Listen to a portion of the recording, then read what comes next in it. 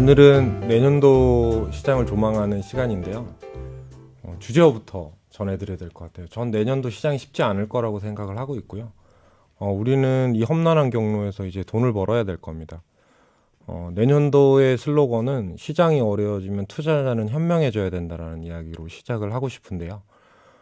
시장이 갖고 있는 질문들을 중심으로 오늘 연간 전망에 대한 이야기를 해드릴 거고요. 그리고 특히 앞에서 하건영 의원이 글로벌 경제 전반에 대한 이야기를 해주셨어요. 주식시장 참여자 입장에서 이러한 이야기들을 어떻게 흡수해야 되고 그 과정에서 저희는 어떠한 투자 전략을 가질 수 있는지에 대한 전반적인 이야기를 다뤄보도록 하겠습니다. 첫 번째 주제는 이제 비주얼을 보여주시면요. 또 근본적인 이야기가 되겠죠. 주식을 팔아야 될까라는 의문에 대한 제 답을 좀 드리려고 하는데 저는 운이 좋은 애널리스트라서요. 많은 투자자들을 대면할 수 있는 기회가 있습니다. 자금을 집행하는 기관들이나 고액자산가분들 그리고 이제 주변에 친한 개인 투자자분들도 있는데 다들 똑같은 질문을 하세요. 내년도 주식에 대한 비중을 얼만큼 가져가야 되는지에 대한 고민에 빠질 수밖에 없는 시간인 것 같은데요. 가장 큰 이유는 정책 불확실성이 심화되고 앞에서도 강조했던 글로벌 공급난이 가중되면서 수요에 대한 위축, 물가에 대한 상승.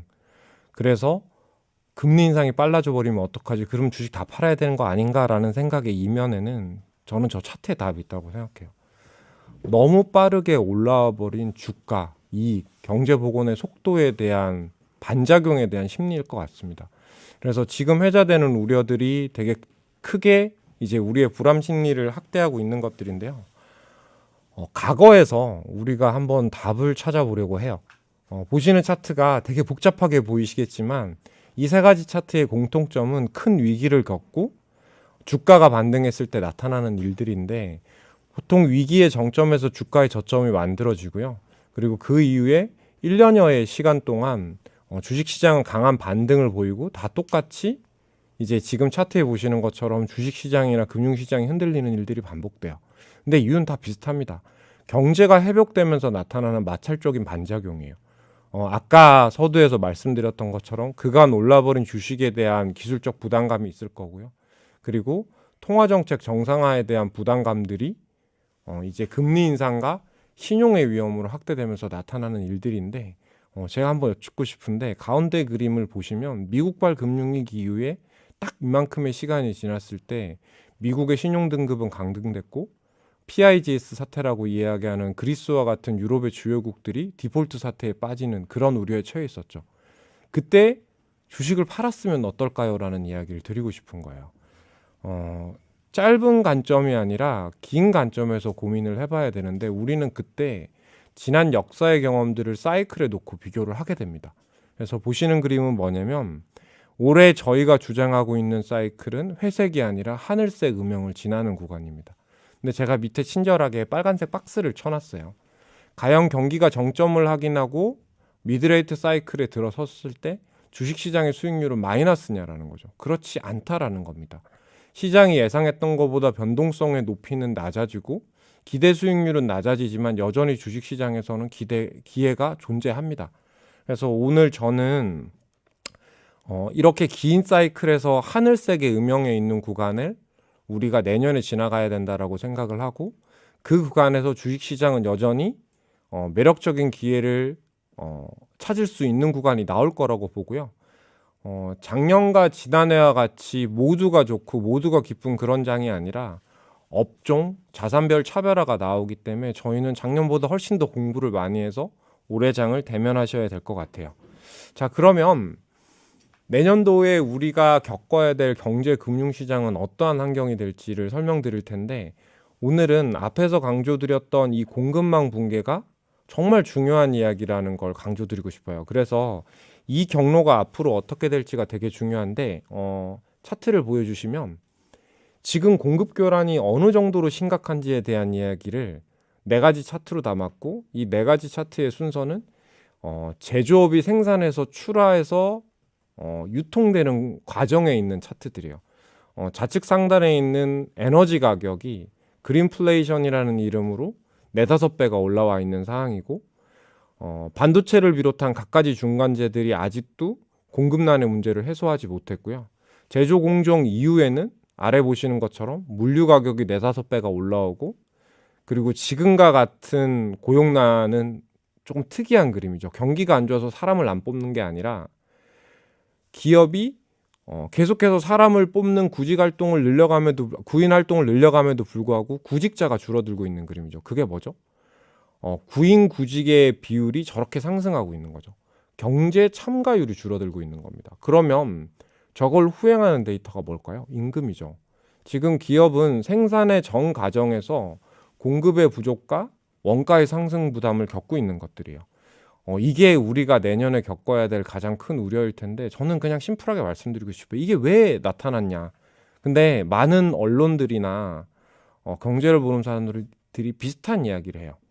생산 차질이라는 이야기를 하죠. 근데 과연 그럴까요? 아마 핸드폰으로 보시는 분들은 이거 자세하게 보시긴 쉽지 않겠지만 한 번쯤은 집중해서 이 차트를 봐주셨으면 좋겠어요. 제가 나름 친절함을 더해서 소비, 생산, 투자, 재고를 주요국으로 나눠봤습니다.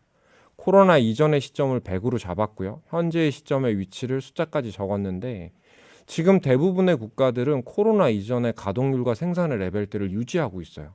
그럼 생산 차질의 요인으로 이 문제를 치부하기엔 좀 한계가 있죠. 가장 큰 요인은 좌측에 보시는 것처럼 강한 수요를 따라가지 못하는 생산입니다. 그리고 이 수요에 대한 부분은 여러 가지가 있겠지만 기업의 입장에서 보면 수요 예측을 실패했던 것들이고요. 그리고 정부의 입장에서 본다면 과도한 재정 지출이 직접적인 재난지원금 형태로 들어가서 수요의 병목 현상을 야기하거나 언택트 이후에 재화 내구 소비재에서 새로운 수요들이 만들어졌던 거예요. 그러면 이 문제가 해결되려면 문제의 근원인 수요의 병목 현상이 완화돼야 되는데 저는 연말 연초 이 문제가 쉽게 해결되기가 어려워 보여요. 그리고 구조적인 문제가 해결되려면 세 번째에 있는 투자가 올라와야 됩니다. 저희는 중기적으로 험난한 산을 넘어야 될 거라고 내년도를 판단하고 있지만 이 투자의 확대가 생산량을 늘리는 그림으로 해서 경제는 확장의 단계를 이어갈 거라고 보지만요. 그 중간에서 넘어야 되는 이 수요 공급 대란들을 우리가 어떻게 봐야 되는지를 이제 내년도에 중점적으로 보셔야 될 것 같거든요. 그 부분에 대한 이야기를 드릴게요. 먼저 긍정적인 이야기부터 드리고 싶습니다. 아까 제가 투자에 대한 이야기를 드렸는데 앞에서 경제 부분에서도 많은 강조를 드렸죠. 그런데 우리가 여기에 대해서 확신을 가져야 되는 두 가지 이유를 설명드릴게요. 좌측은 정부 지출이에요. 2차 세계대전에 버금갈 정도의 정부의 지출이 있었어요. 근데 여기에서 돈을 더 풀어? 라는 게 이제 시장의 당연한 질문이겠죠. 그럼 제가 또 한 가지 질문을 드리면 여기서 이렇게 많은 돈을 풀었는데 경기 확장과 완전 고용을 이루지 못하면 그 다음은 어떡하실래요? 가 되는 거죠. 그래서 사실 좌측에 보시는 것처럼 미국뿐만 아니라 중국, 나머지 유럽과 같은 신흥국들도 올해가 아니라 내년 후내년까지도 확장적 재정을 이끌어 갈 텐데 이 재정의 방향들이 자신의 새로운 공급망을 육성하거나 그린 에너지와 관련한 정책들이 핵심 정책의 하두이기 때문에 정부의 기업 투자를 확대는 촉진하는 방향은 그 어느 때보다 확고해 보인다라는 이야기고요. 무엇보다 중요한 건 우측 차트가 될 거예요. 저 회색이 뭐냐면요. 미국의 S&P 500들이 가지고 있는 현금이라고 보시면 돼요. 그리고 파란색 선은 전체 자산에서 현찰이 차지하는 비중이에요. 코로나 이후에 줄었던 비용, 하지만 올라왔던 가격과 회복됐던 마진들은 기업의 현금 흐름을 급격히 개선시켰습니다. 근데 이 돈이 어디에 쓰일까요? 저는 주주환원으로 갈 것 같지는 않다라는 것들이죠. 그래서 내년도는 이렇게 부족한 공급의 환경을 해소하기 위한 정부의 투자와 기업의 투자들이 험난하긴 하겠지만 경기 확장의 단계로 가고 그게 주식시장의 우호적인 그림을 만들어내는 데는 이견이 없을 거다라는 생각을 합니다. 한번 차트를 보세요. 의문을 가지고 계신 투자자라면 우측에 시장의 컨센서스 전망치인데요. 작년, 올해, 내년, 후내년까지 투자가 얼만큼 늘 건지에 대한 전망치예요. 저는 이게 훨씬 더 레벨업 될 가능성이 높을 거라고 생각하고 이건 우리가 내년에 주식시장에서 기회를 찾고 주도주의 컬러가 변하는 중요한 단초가 될 수 있으시니까요. 꼭 유념하시고 내년을 대하셨으면 좋겠습니다. 자, 그러면 우리가 넘어야 될 험난한 산에 대한 이야기를 좀 드릴게요. 이게 이제 그린 인플레이션이라는 건데 문제는 심플합니다. 석탄, 석유, 가스는 상호 간에 아주 밀접한 상관관계를 가져요. 그 상관성이 0.7에 달하게 되는데 이 여기에 대한 에너지 공급 부족 현상이 저는 단기에는 해소되기가 어려울 것 같아요. 차트 한번 보시면 10월부터는 선진국의 쇼핑 시즌에 대한 강력한 소비 수요가 있고요. 그리고 난방 시즌에 대한 수요와 연초에는 중국의 강력한 제조업 경기가 순환적으로 올라오는 춘절 제조 성수기가 포함되어 있어요. 근데 석탄이라는 자산은 공급의 변화에 탄성이 아주 낮습니다. 늘리고 싶다고 한 번에 늘릴 수 있는 그림은 아니죠. 9월, 10월 석탄 대란과 가스 대란을 공통적으로 겪었었는데 공급을 단기간에 늘리지 못하는 구간에서 10월보다는 11월, 11월보다는 12월 공급에 대한 불균형이 더 심화될 여지가 있다라는 거죠. 그게 뭐가 그렇게 중요하냐라고 이야기를 하는데 우측의 그림에서 보면 답이 나오겠죠. 지난 20년간 중국은 인플레이션이 아니라 디플레이션, 낮은 물가의 환경을 수출해 왔던 국가입니다. 근데 지금 중국의 생산자 물가는 두 자릿수 증가율을 기록하고 있어요. 그리고 중국의 에너지 가격의 상승은 전기료 상승을 이끌었고요. 중국의 저부가 가치 제조업의 영업이익률은 5%가 안 됩니다. 20%가 올라 있는 전기료 상승은 전반적인 시장의 물가 상승을 야기할 수 있는 우려로 작용할 가능성이 높은 거죠. 자, 여기서 제가 질문 하나 드릴게요. 같이 소통했으면 하는 바람에서 드리는 이야기인데 연말 연초부터 더 심화될 가능성이 높은 에너지 가격이나 중국의 원자재 원가에 대한 상승은 미국의 물가 상승에 대한 우려로 번지고 있습니다. 그러면 8배가 넘게 올라 있는 물류, 3, 4배가 올라 있는 에너지 가격, 그리고 계속해서 심화되는 물류난들이 지금 기업의 이익에 여실히 반영됐나요? 그리고 시장의 예상치보다 다르게 변화되고 있는 미국의 물가는 통화정책 정상화 경로와 현재의 금리에 반영이 되었다라고 생각하십니까? 전 그렇지 않다라고 보는 거죠. 미국이 또다시 역사적인 신고가 랠리로 복원되는 현상이 보이는데 저는 가장 큰 원인이 3Q 실적의 서프라이즈라고 봅니다. 그리고 미국이 금리를 빠르게 올리지 못할 거라는 시장의 믿음 때문인 것 같은데 저는 그렇지 않을 가능성이 커 보여요. 그래서 이번 파트에서는 우리가 험난한 길을 겪어야 되는 구체적인 경로 정도를 알려드리고 이제 다음 파트로 넘어갈 텐데 첫 번째가 금리 인상에 대한 이야기예요. 오늘 내일이 되게 중요하겠죠. 미국의 통화정책 회의가 열리는 날인데 제가 봐는 주식쟁이 입장에서 보는 건 되게 심플해요. 좌측의 차트가 뭐냐면요. 미국은 언제 테이퍼링을 시작해서 끝낼지에 대한 시장의 전망치예요. 내년 8, 9월 정도 마친다라고 이야기하고 있고 금리 인상은 내년 12월부터 시작된대요. 그러면 테이퍼링이 끝나고 금리 인상이 시작하는 구간 요 사이에 4, 5개월의 시차가 있습니다. 근데 저는 우측이 금리 인상을 얼마나 할지 연준 위원들의 생각을 정리해 놓은 점도표인데 저는 요게 더 빨라질 가능성이 존재할 거라고 봅니다. 실제로 그러지 못한 가능성이 나오더라도 달라진 미국의 물가에 대한 변화들 지금 좌측 차트거든요. 요거를 표시를 할 수 있으면 너무 좋을 것 같은데 여기서 담고 싶은 이야기들은 되게 심플해요. 연준이 생각하는 것보다 시장 훨씬 더 높은 물가를 생각하고 있고 그 경로에 대한 변동성이 되게 커지고 있다는 겁니다. 그래서 저는 통화정책 정상화에 대한 부분은 연말 연초 반영이 될 가능성이 높아 보인다라는 생각을 하고 있어요. 그리고 두 번째는 이건 이제 저희가 종목을 보시는 분들도 중요하게 보셔야 될 거예요. 이익 환경이에요. 저를 풀샷으로 부담스럽겠지만 한 번만 잡아주시면요. 경제는 이러한 경로를 움직입니다. 그럼 이익은 어떤 경로로 움직일까요? 당연히 같은 경로를 따라가야죠. 근데 각도의 문제들이 생깁니다.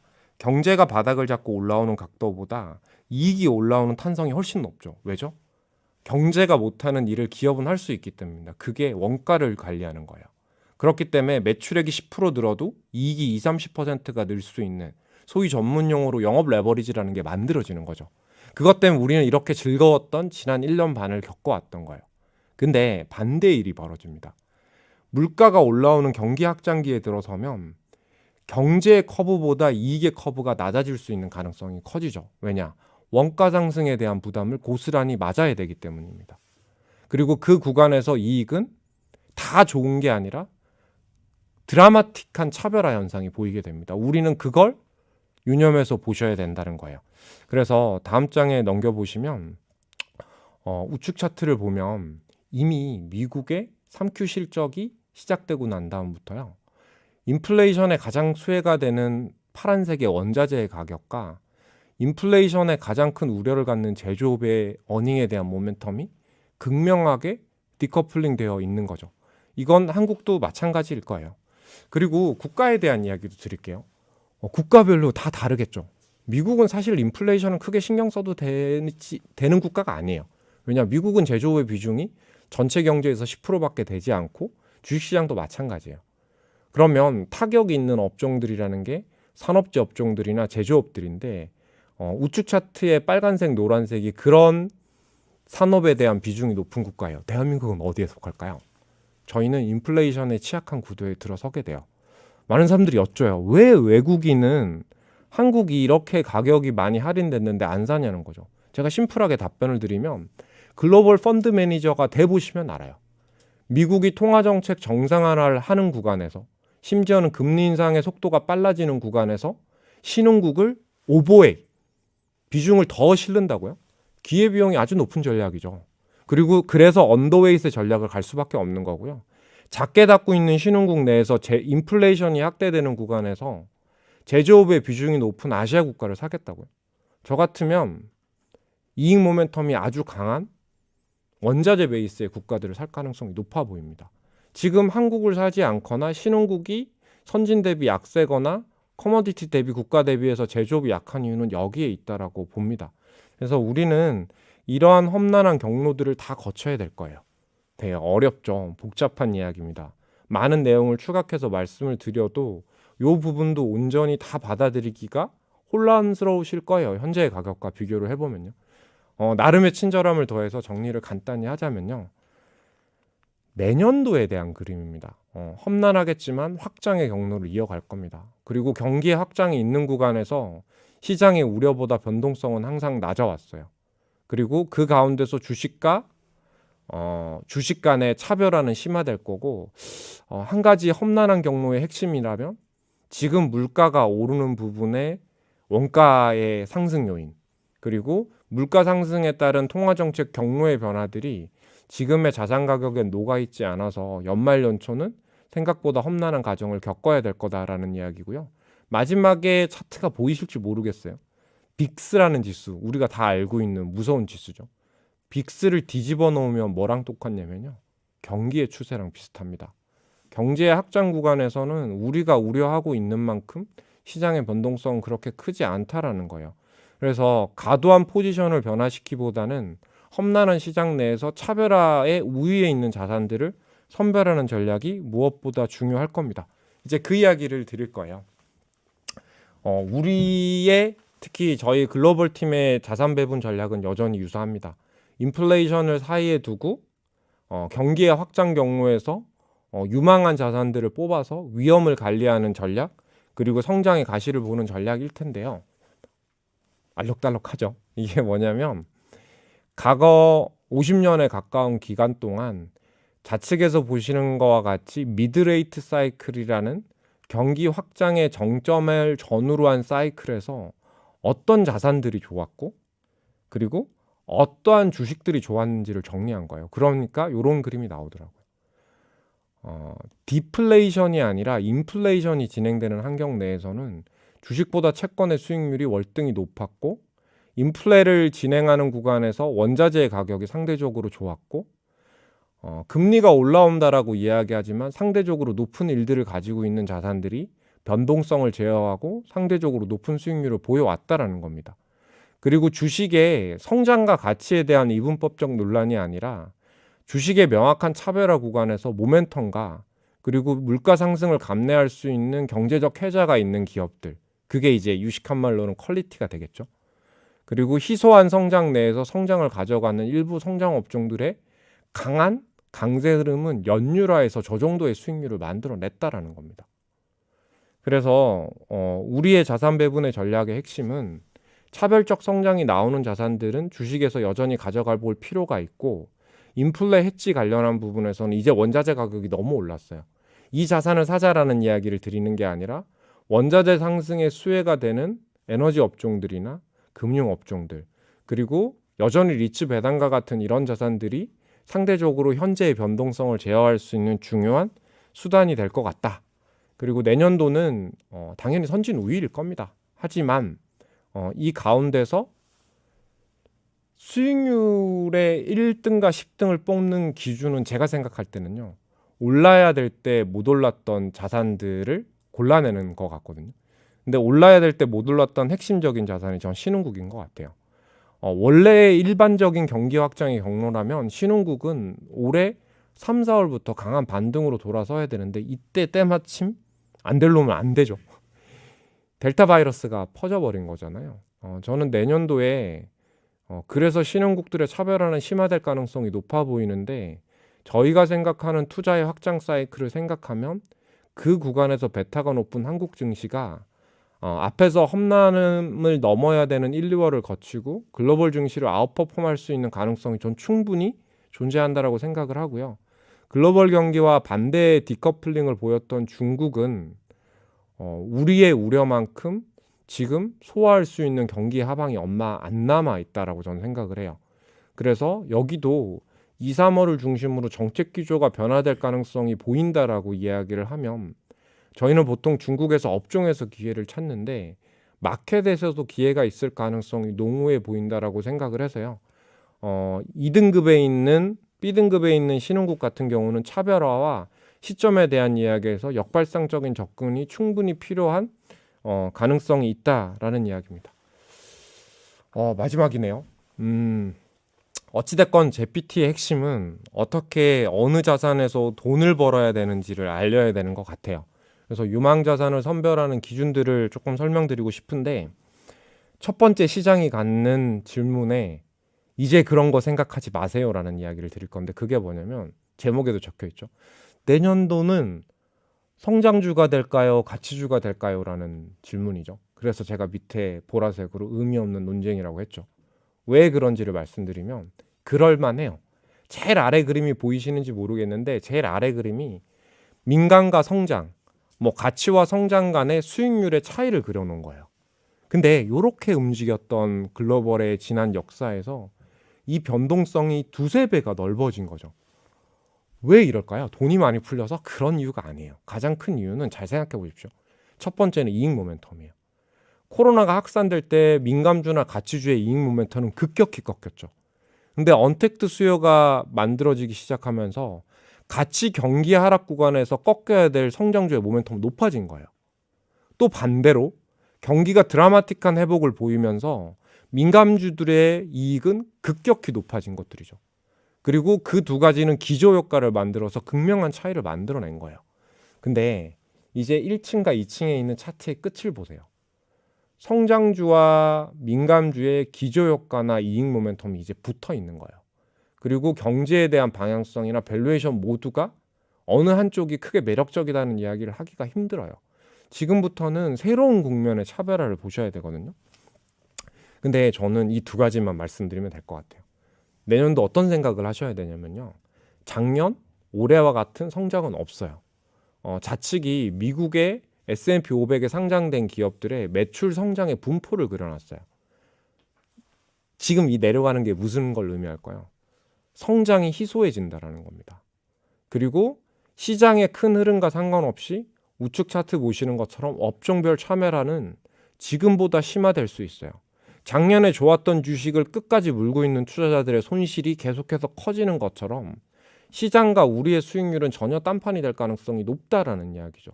그래서 그 어느 때보다 세밀한 전략이 필요하다라는 거예요. 그러면 어디 하나를 갖고 몰빵을 해야 될까요? 라는 질문에 아니요. 바벨 전략이라는 걸 제시드려요. 그게 뭐냐? 한쪽에 대한 집중 투자보다는 균형을 잡자라는 이야기죠. 근데 그 균형의 핵심 전략은 뭐냐면, 저는 장기 성장 테마에 대한 믿음이 아직 거치지 말아야 된다라는 거예요. 저는 코로나 이후에 어떤 현상이 일어날까라고 보면 차트에서 보시는 것처럼 4차 산업혁명의 기술의 혁신, 그리고 그린 에너지를 기반으로 한 에너지의 패러다임 시프트, 그리고 G2로 인해서 시작돼서 글로벌 전역으로 뻗어나가는 공급망의 재편 과정은 저는 내년에도 이루어져야 될 거라고 봐요. 그 과정에서 다양한 수혜주들이 있을 텐데 저희 신한금융투자 해외 주식팀에서 커버하는 핵심 산업의 그 성장을 추종하는 ETF들이에요. 그리고 그 ETF들을 핵심 되는 기업들의 매출을 뽑아놓은 그림이에요. 성장을 하는구나가 중요하지 않아요. 내년도는 희소한 성장이 나오는 구간에서 이들의 상대적인 우위가 훨씬 더 매력적이어 보일 거라는 겁니다.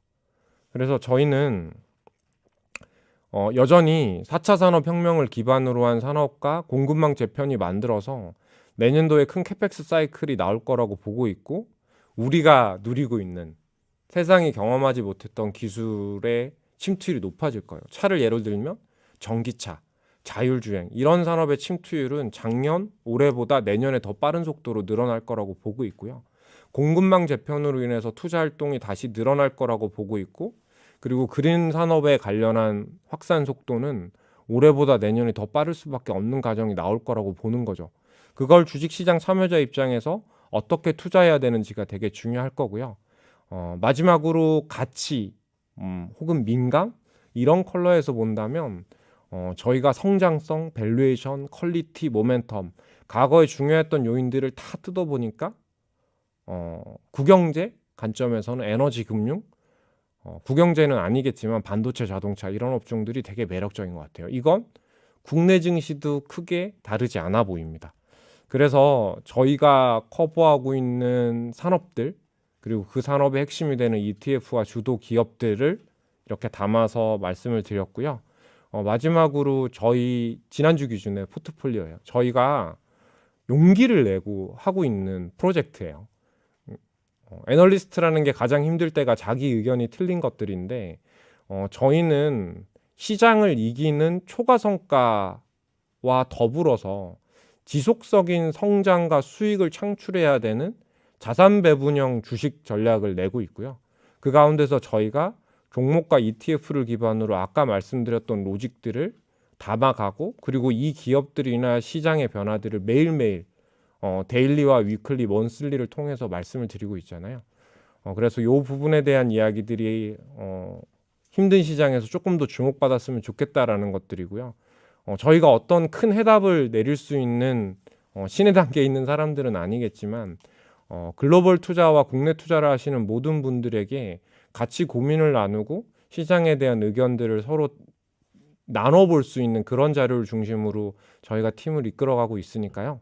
이 부분에서도 힘든 내년에서도 저희 신한금융투자 글로벌 팀에게 많은 관심 부탁드리면서 오늘 발표를 마무리하도록 하겠습니다. 경청해 주셔서 감사합니다.